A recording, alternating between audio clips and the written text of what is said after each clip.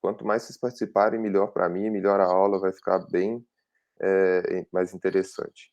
Nesses raios-x aí, só me lembra uma coisa, gente, primeiro, qual que é o período de vocês mesmo? Que eu tô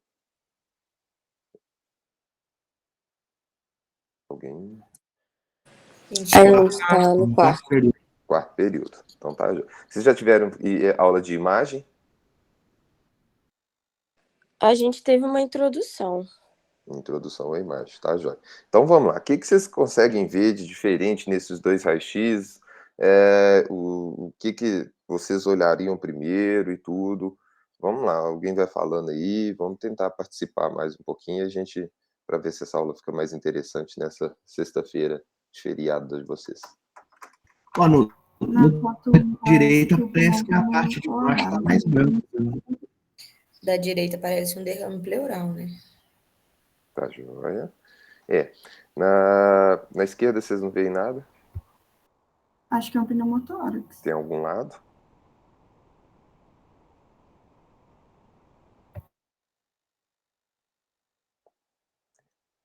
Então nós vamos falar mais desse raio-x, mas vocês já fizeram boas constatações aí mais, tá? Mas nós vamos falar dos dois mais para frente. Então vamos lá. O que é então essa toracocentese ou essa drenagem de tórax ou drenagem pleural? A definição é essa aqui, gente. É um acesso ao espaço pleural para retirada de líquido ou ar. Qualquer tipo de líquido. Pode ser um derrame pleural puro e simples, pode ser um hemotórax, né? Então, um empiema, então drenagem de pus mesmo.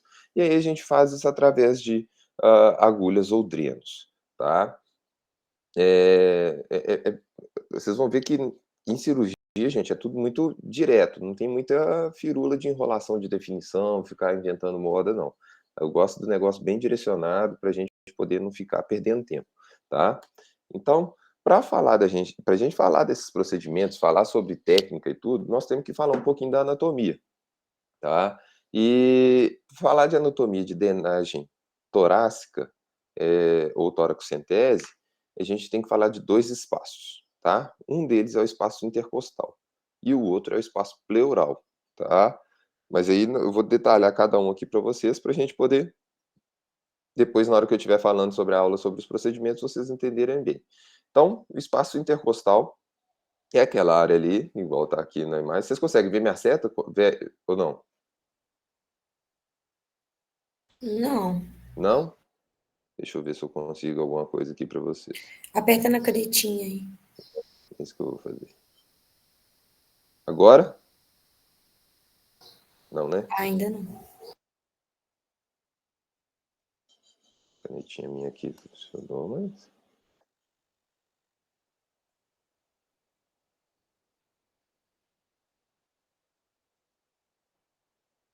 Então, vamos lá. Eu vou falando com vocês, qualquer coisa, se vocês entenderem. Então, aqui, nessa região, é o espaço intercostal. Agora vocês estão vendo ela? Ainda não, né? Então vamos. O espaço intercostal, ele é composto, então, pelo músculo intercostal interno e o músculo intercostal externo, tá?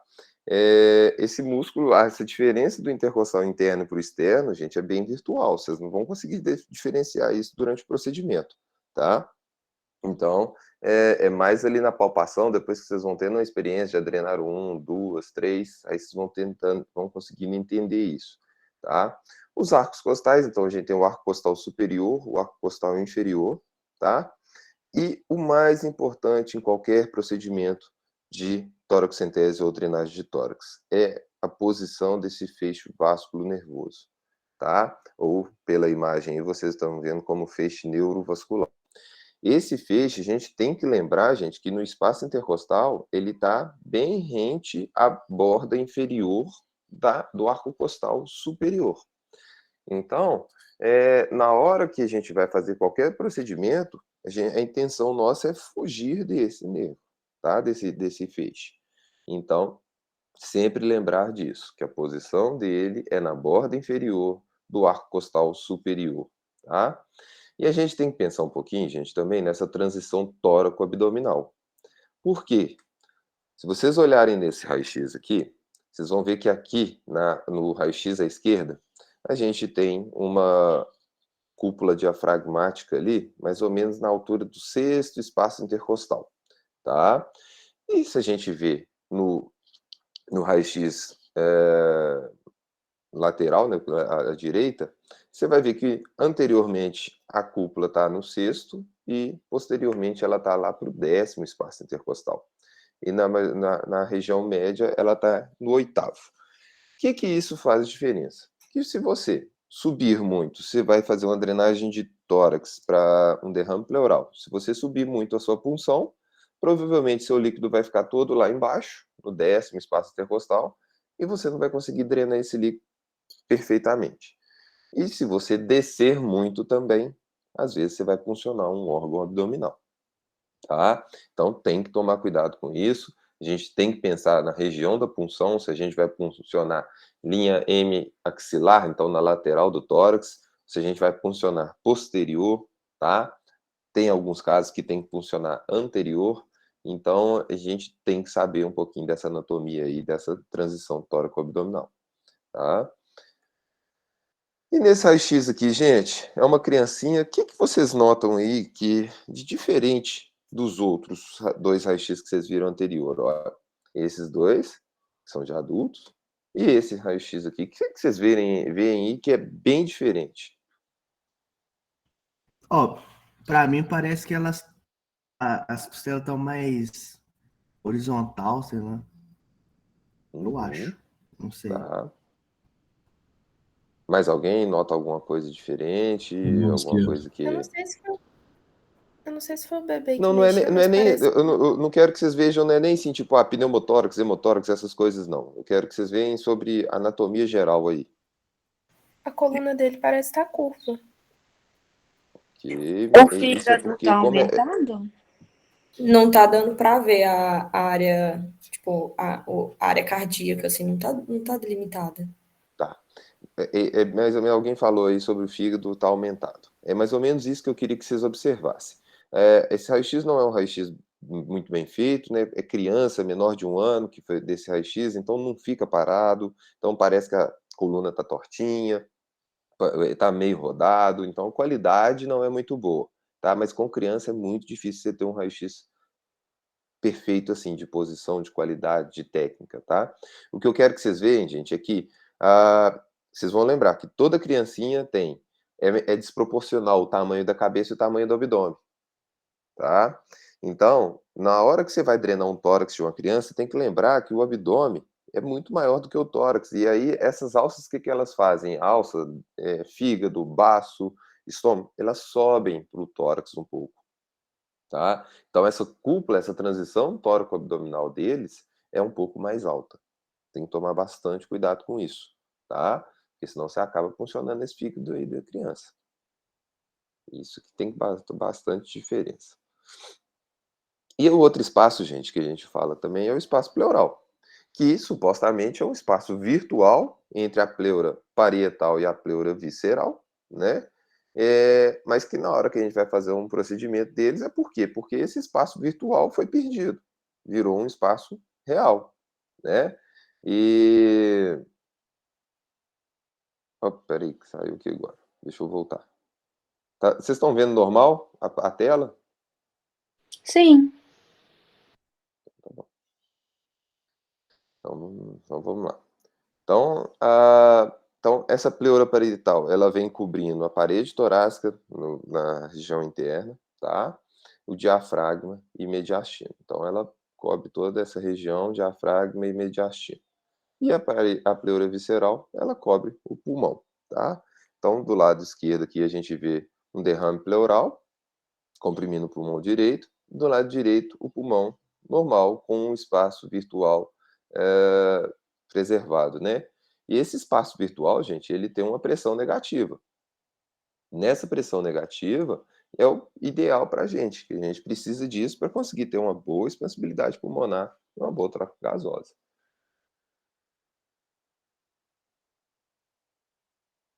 Agora meu negócio parou para mim. Vocês vão sofrer comigo, gente. Depois que vocês ficarem velhos, vocês continuam fazendo, acompanhando tecnologia, tá? Então, vamos lá. Então, qual que é o objetivo desses dois procedimentos, né? A toracocentese e a drenagem de tórax. É restabelecer o espaço virtual e a pressão negativa do espaço pleural, né? Visando a completa expansão pulmonar e, consequentemente, essa troca gasosa efetiva do pulmão, no pulmão, tá? E quais são essas indicações? É o que eu falei no início. É ar ou líquido, tá? Então, é um pneumotórax, é um hemotórax, um hemopneumotórax, tá? Um derrame pleural, seja dele, de qual etiologia for, tá? E, então, assim, no pneumotórax, gente, todos os outros pneumotórax aqui, o espontâneo, o aberto, o traumático e o iatrogênico, a gente drena para evitar de chegar no pneumotórax hipertensivo, tá? Por quê? Porque o pneumotórax hipertensivo é quando a pressão dentro da caixa torácica está tão positiva que não tem retorno venoso, diminui débito cardíaco, esse paciente já não está saturando bem, na hora que ele vai inspirar, não entra ar, porque a pressão lá está maior do que a pressão atmosférica, tá? Então, esse paciente começa a desaturar, ele começa a diminuir o débito cardíaco, e esse paciente é uma emergência, tá? Então, para a gente não deixar chegar nesse ponto, todos os outros pneumotórax a gente a gente aborda para não chegar no tá? Só um minuto que o pessoal do hospital está conversando aqui.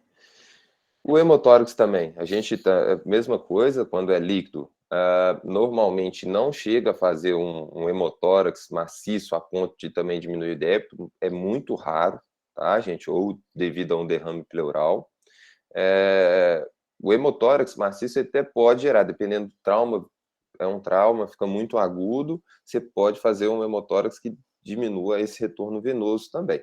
Além de diminuir pela perda sanguínea, ele diminui pelo aumento da pressão ali na caixa torácica também, e o paciente diminui débito cardíaco, esse paciente tende a parar um paciente de emergência, tá? Normalmente o derrame pleural, ele não causa isso. Por quê? Porque normalmente as causas de derrame pleural, ela é uma causa mais crônica. Então esse paciente ele vai aos pouquinhos gerando aquele acúmulo de líquido ali de derrame pleural. Seja ele neoplásico ou parapneumônico, né? Normalmente ele não vai fazer essa pressão tão grande, esse volume tão alto. Vocês conhecem quilotórax, pessoal? Vocês já ouviram falar sobre quilotórax? Não. Eu não. Não? Então tá. Quilotórax, a gente tem que pensar que o quilotórax é o quê? É um acúmulo de linfa, tá? Então, alguma lesão ou de ducto torácico, que ele fica no ápice ali do pulmão esquerdo, tá? Ou, às vezes, até uma neoplasia, que ela rompe ali, ela corrói, né? Rompe esse vaso linfático e fica fazendo um acúmulo de linfa no tórax, tá? É um pouco mais raro, normalmente o mais comum é o iatrogênico, que é quando tem a lesão do ducto torácico, tá? O tratamento normalmente é um tratamento mais conservador, que a gente faz uma dieta mais rica em aminoácidos pesados e compressão, tá? Se você for do ducto torácico, você consegue comprimir. Agora, se for algum vaso linfático intertorácico, você não consegue comprimir. E às vezes você tem que drenar, tá? E depois de todo o procedimento de cirurgia torácica, tem que drenar o tórax para poder restabelecer essa pressão negativa ali, ter a cicatrização, né? E aí restabelecer essa pressão negativa entre a pleura parietal e a visceral. Tá bom, gente? Então, a técnica, gente, começando a falar sobre um pouquinho dessa técnica de toracocentese primeiro e depois a gente vai falar sobre drenagem torácica. Então, se o paciente é um paciente que não está entubado, que está num leito e tudo mais, é um paciente que você consegue assentar esse paciente, tá? O ideal é que você coloque esse paciente assentado com a mão apoiada no joelho ou algum suporte, ou uma mesa que esteja mais ou menos da altura dele, ou um suporte de soro, alguma coisa para ele ficar com esse braço um pouquinho mais elevado, igual na imagem aí, a escápula abrir um pouquinho, tá? E aí, se caso o paciente está entubado, por exemplo, no CTI, você vai chegar para drenar um dreno de tórax para derrame pleural, toracocentese de derrame pleural. seja ela diagnóstica ou seja ela terapêutica. Você pode ou rodar o paciente, igual na imagem B, e fazer essa punção posterior, ou você faz na linha hemiaxilar, igual na imagem C, que você faz na lateral do tórax, tá? Sempre lembrando daquela transição tóraco-abdominal, tá? Eu coloco isso aqui de procedimento deve ser realizado em local com suporte básico e com um técnico, né, um auxiliar acompanhando esse paciente, porque esse paciente ele pode fazer algumas complicações que nós vamos falar mais para frente. E você estando aparamentado, normalmente você vai estar do outro lado do leito e esse paciente cai, esse paciente faz um reflexo vagal, ou esse paciente ele tem uma hipotensão, ele cai sem você conseguir acudir, tá? O local de anatômico que você deve funcionar é na linha escapular, quando o paciente está sentadinho, igual na primeira imagem, na imagem A, 4 centímetros mais ou menos abaixo da ponta da escápula, tá? Põe ali 2 dedos, mais ou menos, você pega um espaço intercostal para poder funcionar. Então você faz a asepsia do tórax, faz um campo bem amplo, pessoal, para não contaminar, tá? Então dá uma degermada boa com degermante sabão e depois com degermante alcoólico, tá? Anestesia local com xilocaína, você vai fazer um botão anestésico da pele, fazendo ela virar aquela, parecendo uma casca de laranja, tá? Você infiltra bem a pele, faz a casca de laranja e depois você vai para subcutâneo e musculatura intercostal. Tem que tomar cuidado com o feixe neurovascular, tá? Na hora que você vai introduzir na musculatura intercostal, você tem que tentar sentir o arco costal inferior e aí você vai para a borda superior desse arco intercostal, para justamente esse arco costal, tá? Para justamente você fugir do feixe neurovascular. A gente normalmente usa um gel 14 ou 16, tá? São os gels mais calibrosos que a gente tem nos hospitais. E a gente acopla uma seringa de 20 e o primeiro líquido a gente sempre coleta para exames para poder não ter contaminação nem nada. Então você puncionou, vai fazendo pressão negativa, veio o líquido, aquela primeira seringa, você coleta aqueles líquidos para poder mandar para o laboratório, tá? Principalmente se o pessoal, se o médico que está acompanhando aquele paciente te solicitar uma toraxentese diagnóstica. Às vezes não tem uma causa específica para aquele derrame pleural e eles te pedem essa punção para você poder chegar num diagnóstico para esse paciente. E depois que você já coletou esse material, já está correndo bem e tudo mais, você vai acoplar um equipo, igual a equipe de soro mesmo, pessoal. Você acopla no coletor e deixa correr, tá? Não devemos retirar mais do que 1.500 ml. Esse é um número que eles viram pelos estudos, que ele acima de 1.500 ml, há uma grande chance de formar um edema pulmonar de expansão. Se vocês pensarem, às vezes o derrame pleural está ali bem grande, está comprimindo aquele pulmão, não tem aquele surfactante de alveolar, né, porque está comprimido e tudo, e na hora de repente você tira lá 2.000 ml, e aquilo ali expande de uma vez. Só que não tem surfactante, não tem essas coisas. O que ele faz? Ele faz um edema. E quanto mais tempo de derrame pleural, vamos supor que esse paciente está internado há 10 dias. Tem 10 dias que ele está com derrame pleural e, de repente, eles não chegaram no diagnóstico, eles vão te ligar e falar, olha, faz uma drenagem de tórax, uma toraxentese para a gente aqui, porque o paciente está começando a ficar dispneico e tem muito tempo que a gente já está com diurético, tratamento clínico e tudo, e não está resolvendo. Você vai lá e tira 2.000.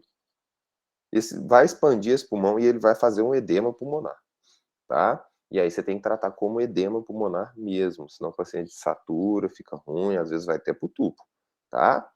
E a gente tem a toraxentese diagnóstica e a toraxentese de alívio. A diagnóstica a gente só vai lá e tira por exemplo, derrame pleural bem pequeno, você só tira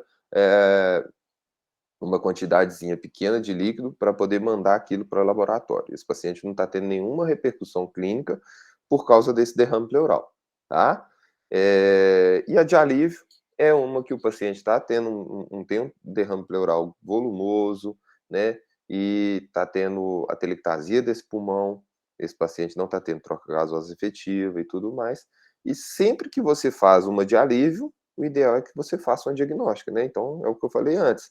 Você vai fazer uma drenagem de ar livre para poder drenar lá 1.500 ml, o primeiro líquido que você tira, você sempre manda ele para o laboratório, porque muitas vezes isso já auxilia no tratamento desse paciente, direciona melhor esse tratamento do paciente, tá?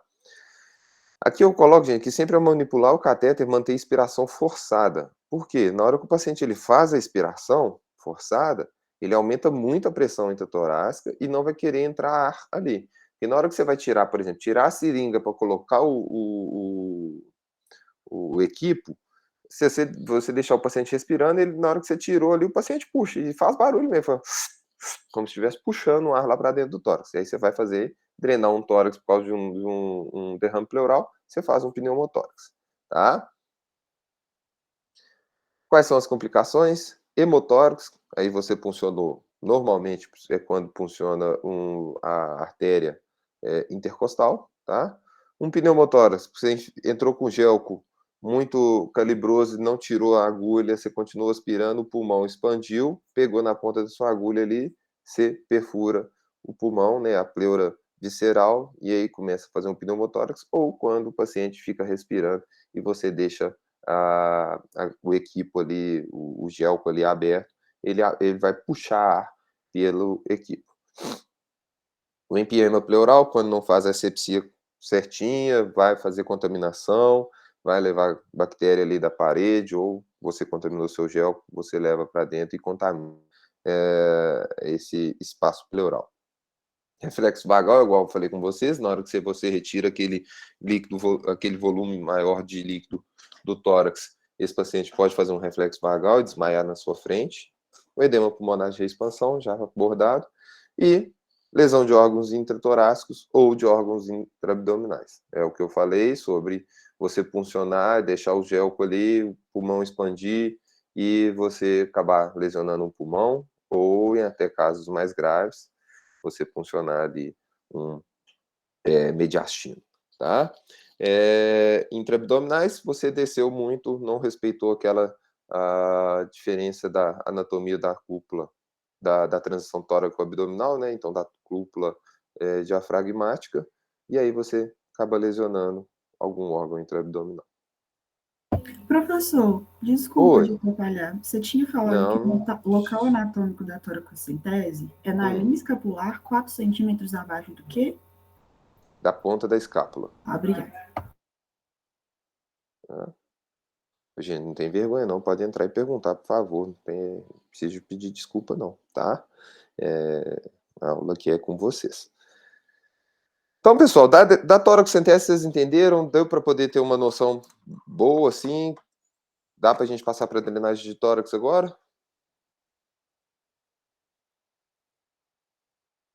Meio corrido, né? A gente, na prática que a gente consegue gravar melhor isso aí, tá? Então vamos para a drenagem de tórax, pessoal. Qual que é a diferença de toracocentese e drenagem torácica? Além de o material ser um material que é mais calibroso na drenagem de tórax e tudo mais, né? É um material que você vai deixar esse material fixado no paciente até que se resolva a patologia desse paciente, tá? A toracocentese, você vai ali, tirou o líquido normalmente a toracocentese a gente faz ela mais para líquido. Só faz para ar quando é um pneumotórax hipertensivo, tá, pessoal? Que aí a gente gelca para pneumotórax, a gente vai lá, faz a toracocentese e depois a gente tem que drenar o tórax quando é pneumotórax. Deu para entender ou ficou meio confuso? Não, deu sim. Então tá, joia. Então vamos embora para a drenagem de tórax. Então, para a gente fazer a drenagem de tórax, gente, a gente tem que preparar todo o material e tudo, e a gente vai... todos os passos que a gente fez para a toracocentese, a gente tem que fazer antes de drenar o tórax, tá? Então, toda a drenagem de tórax ela é precedida por uma toracocentese nesse paciente, tá? Então, a gente vai fazer tudo que a gente fez, e aí o que vai mudar? Que aí agora nós vamos introduzir ali um tubo no arco intercostal desse paciente, no espaço intercostal desse paciente, tá? Então, a gente prepara o material, A gente tem o dreno, que aqui nessa imagem à esquerda está pinçado tá com a pinça reta ali, né, pinçando ele. O tubo conector, que é essa área mais branquinha, que tem esse dispositivo de fechar verde, que vocês estão vendo aí. E o coletor, que é essa vasilha com a tampa vermelha, tá? Nesse caso aqui, eles colocaram esse filtro verde em cima da tampa vermelha, provavelmente isso aqui é uma imagem da época do Covid, tá? Que aí ali é o respiro do coletor, e o pessoal colocou esse filtro aí para poder não ter contaminação, tá? E aí a gente precisa de uma caixa de pequenas cirurgias, porque a gente vai precisar do material mínimo, mas precisa de uma pinça Kelly curva, você vai precisar de cabo de bisturi, lâmina de bisturi, você vai precisar de porta-agulha para depois dar um ponto. Então você precisa de uma caixa de pequenas cirurgias ali para poder te auxiliar, tá? Posição ideal para poder drenar o tórax do paciente, tá? É o decúbito dorsal, com elevação da cabeceira a 30 graus, igual tá nessa imagem do lado direito, tá? Com o paciente com a mão lá atrás da cabeça, o máximo possível, principalmente porque nessa posição, além dele dar uma visão para você melhor de onde você vai drenar, ele também, elevando a mão, ele abre o espaço intercostal, ele deixa esse espaço intercostal um pouco maior para você poder drenar, tá? E por que 30 graus, gente? 30 ou 45 graus? Por que você eleva a cabeceira desse paciente? Para o líquido se concentrar na posição que você precisa? Não entendi, repete, por favor. Para o líquido ficar concentrado numa posição só? Ajuda, mas e se não for líquido? Se for ar? Gente, ó, tudo que eu perguntar para vocês aqui é para vocês poderem pensar e participar. Agora é hora de vocês errarem. Eu acho que também tem o objetivo de aumentar o espaço. Também, Mais isso, uma coisa ótimo. pra ajudar. Assim, o líquido ajuda bastante, tá, gente? De fazer 30, 40 graus, você vai ter que fazer esse líquido descer. Mas não são essas a intenção principal de elevar essa cabeceira, não.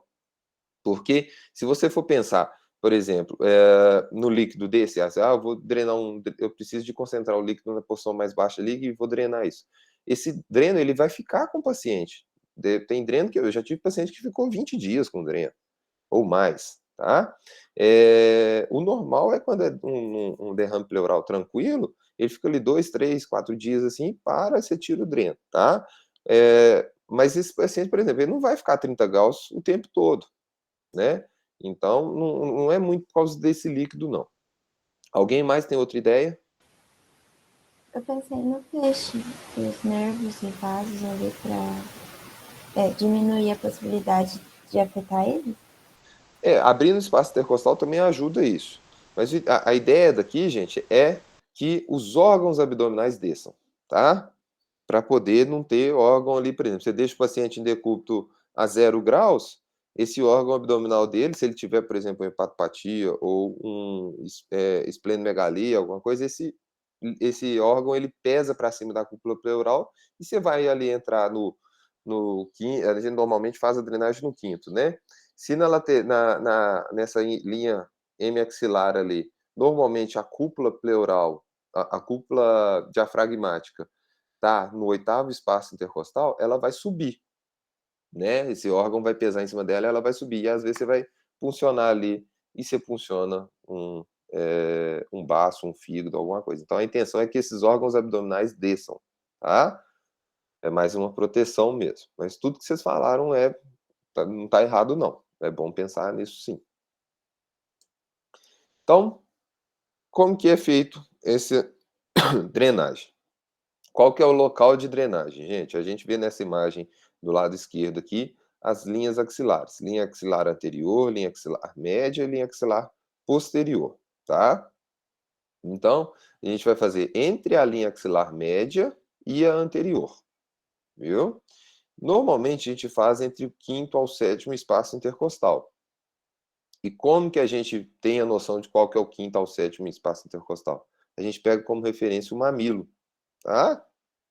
E mulheres que têm a mama muito grande, aquelas mamas muito caídas, você pega uma senhora, né, de 80 anos, ela tem a mama bem caída, qual que é a referência dela? Se for pelo mamilo, você vai funcionar rim, você vai funcionar alça intestinal, né? Mas se você tem que pegar o quê? A linha inframamária, tá? Nesses pacientes que têm a mama muito avantajada, você pega a linha inframamária, que você vai cair ali, normalmente no sexto, às vezes no sétimo, no espaço intercostal. E na imagem à direita, pessoal, vocês estão vendo como que é feita a infiltração. Olha lá, ali a gente tem o espaço intercostal, tem o feixe neurovascular na borda inferior do arco costal superior, tá? Então, você faz o botão anestésico ali, ó, agora fez o botão anestésico, estava com a agulha apontada para o arco costal, vira a agulha para a borda superior do arco costal inferior, né? Então, do arco costal que você está com ele, você vai na borda superior dela, injeta a musculatura, e aí depois você vai injetar ali na pleura, alguma coisa assim. O paciente, gente, ele não sente tanta dor na pele, mas na hora que você punciona a pleura, se não tiver anestesiado, ele queixa, tá? Sente muita dor. Então, vamos drenar esse menininho aí. A incisão a gente faz onde a gente fez esse botão anestésico, né? A gente já infiltra ele bem. Pessoal, gastem anestésico, tá? Você faz a continha lá do máximo que você pode usar de dosagem de anestésico e tudo, mas usa a dosagem máxima. É um procedimento muito doloroso. É muito inervado, é muito sensível. É uma região que o paciente, se o paciente estiver acordado, ele vai estar ali olhando para você, que vai estar de olho no que você está fazendo, tá? Você tem que fazer uma certa força, porque principalmente em um homem, essa musculatura intercostal é muito forte. Então, você vai ter que fazer uma força. Às vezes ele não queixa de dor, mas ele queixa da pressão que você faz e tudo mais, tá? Então, você faz na hora que você está anestesiando, igual a gente fez na última ali, no slide anterior, nessa imagem à direita, na hora que você está anestesiando essa região do espaço pleural, o que você já pode fazer com a agulha mesmo de anestésico? Você já vai fazendo uma pressão negativa. Você fez uma pressão negativa, na hora que você entra no espaço intercostal, você já, se for um derrame pleural, vai vir líquido, uma coloração diferente do seu anestésico. Você localizou que ali é uma região que tem líquido, ou é uma região, se for um pneumotórax, que tem ar, porque vai vir ar. Então, você faz uma toracocentese de localização, tá? Então, você puncionou, foi para a borda superior, tá anestesiando, foi para a borda superior ali. Sempre na hora que você movimenta a agulha, você tem que fazer uma pressão negativa, antes de infiltrar. Na hora que você fez a pressão negativa, veio ar ou veio líquido, você fala, opa, aqui é o espaço onde eu tenho que acessar, né? Então, você já localizou ali. Faz mais ou menos uma incisão de 2 centímetros, tá? Na imagem aqui está marcada por um X. Então, nessa imagem, o pontilhado são as linhas axilares, tá? Então, axilar anterior, axilar médio, axilar posterior. E o médico marcou os arcos costais dessa criança que está aqui, né? E ele veio e até tem uma coisa que o X dele não está num local muito legal. Por quê? Porque o X dele está na borda inferior do arco superior. Vocês estão vendo aí? E aí, isso aí, o que ele vai fazer? Provavelmente ele vai pegar o nervo. Mas você pode fazer a incisão aí, pensando nesse arco costal, tá? E você vai na hora que você chegar, você sente o arco costal e vai para a borda superior dele, tá? Então, você faz essa incisão no sentido transverso sobre a costela inferior do espaço intercostal, né? Faz a dissecção dos tecidos moles, igual nessa imagem à esquerda e abaixo, tá? Você vai com a pinça que é ali sua, você vai dissecando esse tecido mole, tá? Passa na borda superior do arco costal, então, igual tá nessa imagem inferior aqui. E na hora que você entra no espaço pleural, você vai sentir ali, vai vir líquido ou vai vir ar, você abre essa quele o máximo que você conseguir e traciona ela aberta, para você formar. Então, você vai tracionar ela toda aberta para você formar ali um túnel onde você consegue colocar seu dedo e depois colocar o dreno, tá? Então, aqui, você vai, na hora que você fez isso, você já localizou, você já tunelizou, você vai pegar o dreno, você já vai estar com ele medido. Como que é essa medição? Você vai medir de onde você está fazendo a incisão até a a clavícula, tá? Então você mede até a clavícula ali, porque você tem que ter noção mais ou menos o tanto que você vai introduzir. Porque senão, ou o dreno fica muito introduzido e fica incomodando esse paciente, porque o dreno fica batendo ali, mediastino, tudo, na parede, ou ele fica muito pouco introduzido, e além disso, o risco de você deixar um orifício do dreno, porque esse dreno é todo cheio de orifício, deixar um orifício desse ou no subcutâneo, ou para fora da caixa torácica. E aí não vai funcionar esse dreno, tá? Então, você vai introduzir esse guio por pinça, guiado por uma pinça hemostática curva, tá? Aí a gente tem que pensar um pouquinho. Se você vai posicionar ele antero-superior, a gente sempre tenta pôr o dreno para cima, igual na imagem do lado direito aqui, ó. Tem dois drenos, um do lado direito e outro do lado esquerdo, tá?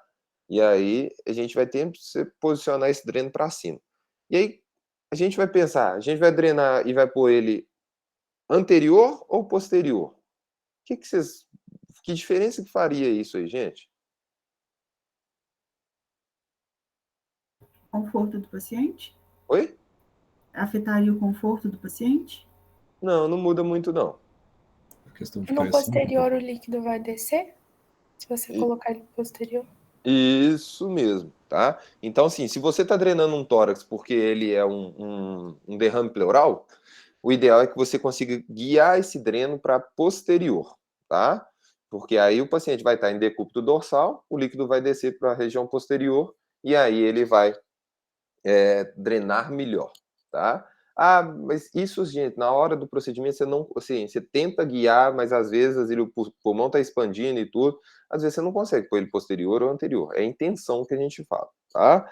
Então, e o anterior você coloca quando é um pneumotórax, né? Porque aí na hora que ele está deitado, ele vai drenar mais porque o ar vai subir, tá? A gente faz uma fixação. Nessa imagem à esquerda, você vê essa fixação do dreno com, a gente chama de ponto em bailarina, tá? Por quê? Porque imita aquela sandália de bailarina que vai trançando na perna, tá? Pra gente, que no final a gente faz essa bailarina bem justinha, sem dar nó, e só no final a gente dá um nó, tá? No final da bailarina. Porque na hora que você vai tirar o dreno, você desenrola esse fio todo e com esse fio mesmo você fecha a ferida, tá? Professor, Oi. quanto tempo mesmo que pode ficar com esse dreno? Não tem um tempo definitivo, não, tá? Mas Depende. aí o efeito da anestesia vai passar e aí você tem que repor? Aí você tem que fazer analgésico para ele. Realmente dói, tá? O arco fostal ali, ele vai comprimir o feixe ali neurovascular nesse dreno, esse dreno vai ficar incomodando, tem que fazer analgesia para esse paciente contínuo, tá? Tá. Mas esse dreno, assim, eu, por exemplo, agora depois do Covid, gente, a gente está tendo muito pneumotórax porque o Covid, ele fez o paciente ter muita bulha, tá? Então, assim, o bulha é como se fosse, ele vai perdendo aqueles micro alvéolos e forma uma bolha grandona. E aí a parede fica fininha. Se esse paciente faz uma força a mais, uma pressão a mais, ele aumenta muito a pressão intratorácica, essa bolha rompe muito fácil. E aí tem feito pneumotórax. E esse pneumotórax de bolha, ele tá um pouco mais difícil de cicatrização. Então você fica com o dreno mais tempo. E tem alguns pacientes que estão fazendo tanta bolha que acho que até teve alta agora do Hospital das Mercês. É um paciente que eu tive que pôr 2 drenos super calibrosos nele para poder conseguir drenar todo o pneumotórax que ele estava fazendo, tá? Então, às vezes, e ele ficou mais de mês com o dreno. Então, tem alguns casinhos que demoram mesmo, tá? E aí a gente conecta esse selo d'água, que é aquele... Você lembra daquele coletor no início que eu falei com vocês com a tampa vermelha? Ele está aqui nessa imagem do meio aqui, como selo d'água, que a gente põe normalmente a gente põe 500 ml de soro, para a gente poder, a gente padroniza isso como 500 ml, por quê? Porque se tiver um derrame pleural, se tiver um empiema, você consegue saber quanto que drenou no dia ali. Se alguém trocou o plantão, por exemplo. O pessoal da noite foi lá, tirou 800 ml, eles sabem que tem 500 de soro, mais 300 ali de drenagem, eles anotam 300. E aí o pessoal do dia sabe que na hora que eles forem sair à noite, o pessoal já pôs 500 e tem que ver quanto que a mais que tem ali ou não, tá? Então a gente padroniza isso como 500 ml de soro fisiológico para poder fazer esse bloqueio aqui da ponta do dreno, tá? Para não ficar entrando ar, senão o paciente começa a ventilar, faz pressão negativa, puxa o ar lá para dentro, tá? Pessoal, falando bem rapidinho com vocês sobre biópsia pleural, tá? A biópsia pleural, gente, nada mais é do que uma toracocentese, só que com uma agulha diferente, que é uma agulha que chama agulha de Cope, que ela tem como se fosse um gancho na ponta, tá? Que você entra, ela como se for fazendo todo o procedimento igual uma toracocentese, e aí você vem raspando esse gancho na pleura para poder coletar alguns fragmentos de pleura fazendo essa biópsia pleural, tá? Então, a agulha ela tem esse ganchinho, igual na imagem, tá? O ideal é sempre você fazer coletar isso na borda superior do arco costal, porque se você posicionar para borda inferior do arco costal, você vai pegar o feixe neurovascular, tá?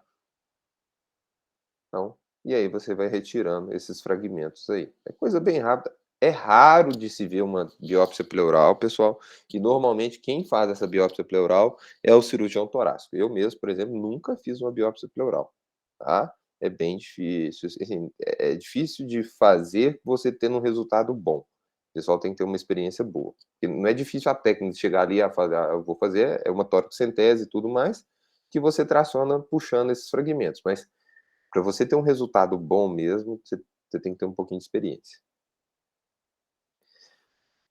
Falando... deixa eu mostrar para vocês uma coisa. E esse raio-x de tórax aqui, pessoal, que vocês estão vendo os dois drenos no lado aí? Vocês lembram mais ou menos se a gente já passou por esse paciente aí durante as imagens para trás? Já. Já? Você lembra de qual? Onde? Não, mas eu acho que já. Então tá. Eu lembro de observar alguma coisa semelhante. Esse paciente aqui, você lembra daquelas duas primeiros raio-x que eu mostrei? Que vocês falaram que um tem um pneumotórax e o outro tinha uma área mais esbranquiçada do lado direito? Uhum. Foi o primeiro slide com a imagem que vocês viram. Esse aqui é o paciente do lado que tinha a imagem do pneumotórax, tá? Ele tinha pneumotórax bilateral. É um paciente que foi uma facada.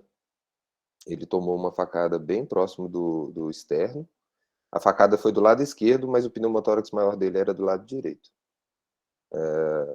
Não sei como que ele sobreviveu, assim, ele foi muita sorte que a faca passou do lado de arco aórtico e tudo mais, não lesionou nada vascular, só lesionou o pulmão. O paciente sobreviveu, ficou bem, já está em casa, tá tudo beleza. E aqui, nesses aqui, vocês estão vendo alguma coisa diferente nesses 3 raios-x?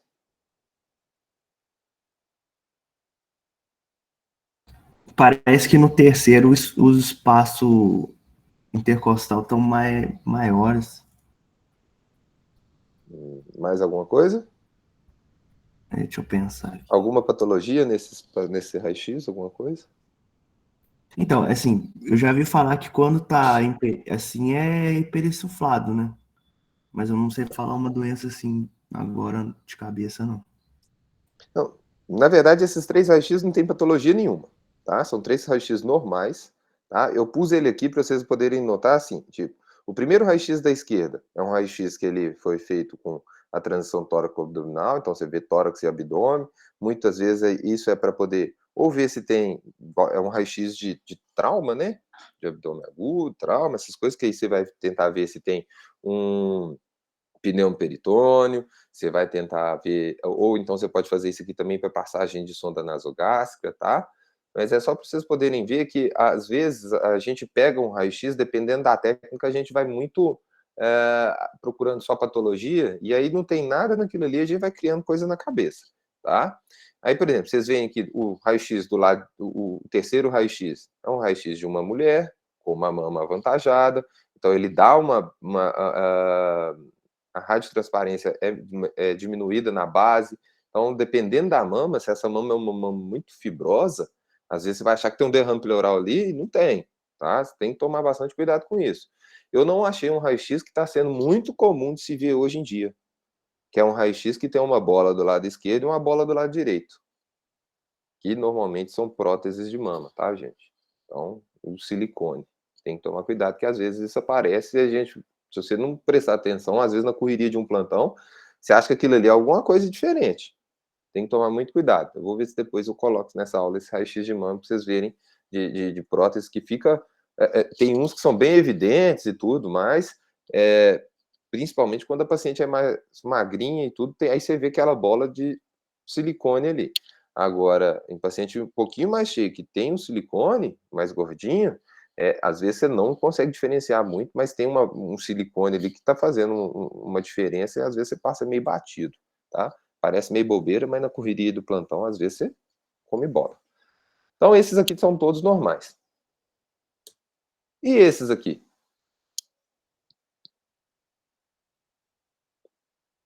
Alguém pode ir chutando alguma coisa aí? O que vocês estão vendo de diferente nos... Vai falando da esquerda para a direita de cima, depois de embaixo. O primeiro é um derrame pleural. O primeiro é um derrame pleural, à direita. O segundo tem colabamento. Esse segundo aqui é aquele que a gente viu lá no início também. Esse caso é até um caso, é uma criança, tá? É um caso bem interessante. É um caso que ele ficou sendo tratado como um derrame pleural, tá? Só que esse derrame pleural não melhorava. E fizeram punção, toracocentese, não veio nada, tá? E depois foram fazer uma broncoscopia para ver se tinha alguma massa, se tinha alguma coisa dentro desse tórax, e viram que tinha uma rolha, tá, gente? Secreção no brônquio inferior direito. Tirou essa secreção, essa rolha de secreção, o paciente expandiu o pulmão, ficou ótimo, tá? São coisas que a medicina pregam na gente aí, algumas peças que a medicina prega na gente. E esse terceiro de cima aí? O que vocês veem de diferente nele? O que vocês acham que é Ele isso? pode estar com pneumonia, alguma coisa assim? O pulmão colabou do lado direito. Isso mesmo, pode ser uma pneumonia sim, mas ele tem um derrame pleural volumoso do lado direito, tá? E esse derrame pleural volumoso do lado direito, ele colabou o pulmão e o pulmão ficou sendo só essa manchinha redondinha em cima aqui, tá? No alto. Esse também foi um paciente que foi drenado e fazendo tratamento com antibiótico, essas coisas, era uma pneumonia com derrame pleural volumoso, tá? E esse de baixo à esquerda aqui, esse pulmão bonito desse jeito aqui, olha. O que vocês acham que é isso aí? O que vocês veem de diferente aí? Nossa, isso aí tá esquisito demais. Sei nem o que falar, não. Esquisito demais, já resumiu bastante ele, já é bem mesmo, bem esquisito. Vamos lá, então. O que esse paciente tem, pessoal? Esse paciente fez uma pneumonia, fez um empiema, tá? Então era muito pus ali. E aí ele tem ali um dreno de tórax. Vocês conseguem ver o dreno de tórax do lado direito dele aqui, ó? Sim. Subindo. E ele não subiu até a clavícula, não. Ele fica ali mais ou menos no meio do caminho. E mesmo com o dreno de tórax, esse pulmão tá colabado. O que vocês imaginam que pode ter sido isso?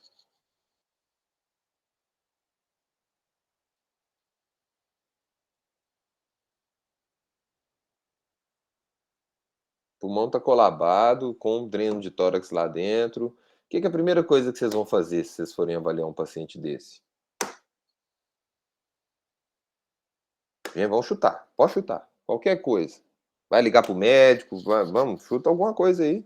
Vou ligar pro médico. Mas você que é a médica, ué. Como é que você vai ligar pro médico? Você vai ser a médica desse paciente.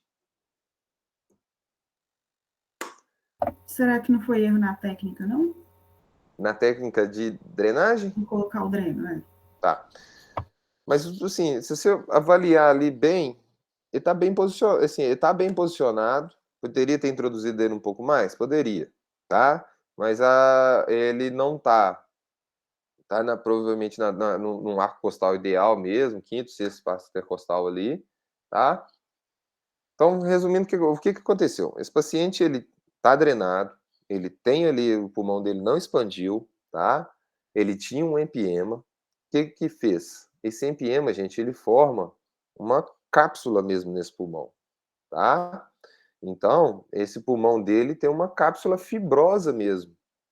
Fibrosou o pulmão. Esse paciente tem que ir para decorticação. Você faz uma toracotomia, abre o tórax dele e raspa esse pulmão. Literalmente raspar mesmo. Ou vai raspando, a gente vai raspando com gaze, ou às vezes fica tão grossa essa cápsula que forma, que a gente tem que ir com bisturi tirando essa cápsula, tá? Normalmente isso é feito pelo cirurgião torácico, mas em alguns casos a gente mesmo como cirurgia geral tem que entrar. Então a gente vai raspando e vai tirando essa crosta que forma em volta do pulmão para esse pulmão expandir novamente, tá? Que a gente chama de pulmão encarcerado, tá? Então ele ficou um pulmão encarcerado, o dreno de tórax. A primeira coisa que você tem que avaliar realmente é isso, que realmente, eu não sei quem foi que falou, mas avaliar a técnica, ver se esse dreno de tórax, se ele está borbulhando, se aquilo ali é um pneumotórax, né? Muitas vezes esse dreno de tórax, gente, muitas vezes não, mas eu já vi uma vez um paciente que era um pouquinho mais gordinho, o médico que fez a drenagem achou que tinha entrado no espaço pleural e ele drenou subcutâneo. Então o dreno de tórax estava todo no subcutâneo, tá? E aí você faz o raio-x de tórax, parece o dreno desse jeito, porque eu estava no subcutâneo só posterior. Aí no raio-x de tórax você vê o dreno de tórax posicionado certinho. Aí não funcionava, nós fomos abrir uma ferida, fomos anestesiando, né, o paciente e tudo mais, abrimos uma ferida, fomos seguindo o dreno com o dedo, ele não estava dentro do tórax, tá? Então você tem que realmente olhar a técnica, você tem que ver se aquele dreno está funcionando, se aquele dreno, se ele está drenando secreção ou se está drenando ar, tá? Tem que avaliar isso sim. Tá? E esse último raio-x à direita embaixo aí? Derrame também? Aonde? Acho que no lado esquerdo. No lado esquerdo. E tem mais alguma coisa nesse raio-x aí que você consegue ver? A massa abdominal do lado esquerdo? Parece que tá comprimindo o pulmão? Não sei. Não. Isso aí é a bolha gástrica. Tá? Ele tem uma bolha gástrica bem grande. Mas é a bolha gástrica. Que é igual nos outros você vê também. Ó, aqui no esquerdo, no primeiro esquerdo em cima você vê uma bolha gástrica bem pequena aqui embaixo. No do meio em cima você vê uma bolha gástrica pequena aqui também. O terceiro de cima você vê uma bolha gástrica grande. Esse de baixo aqui é mais técnico, ele é um raio-x mais novo e tudo mais, você consegue ver uma bolha maior, tá? Esse paciente de baixo, gente, à direita, ele é um paciente que foi até meu, eu que drenei o tórax dele, ele tem um dreno de tórax ali passando logo acima de onde você vê o derrame pleural ali à esquerda. Vocês conseguem ver? Sim. E ele tem outra coisa, ele tem um enfisema subcutâneo ali também, onde o dreno está entrando. Ó. Tem uma linha preta subindo ao lado do arco costal. Aquilo ali é enfisema subcutâneo. Provavelmente esse enfisema é por causa da drenagem mesmo, tá? Mas vocês têm que ficar de olho. Esse paciente é um paciente que tinha um pneumotórax espontâneo, volumoso, foi feita a drenagem de tórax e junto com esse pneumotórax ele fez um derrame pleural pequeno, tá? Esse foi o raio-x de controle. Nesse dia mesmo eu tirei o dreno de tórax dele, porque esse volume de derrame pleural é muito pequeno, não ia ficar saindo. Às vezes até o contato do material do dreno de tórax ali na caixa torácica faz produzir esse líquido, né? Que é um corpo estranho ali. Então você chega a um certo volume que você tem que tirar o dreno, porque você não vai conseguir drenar aquilo tudo e ficar 100%, tá?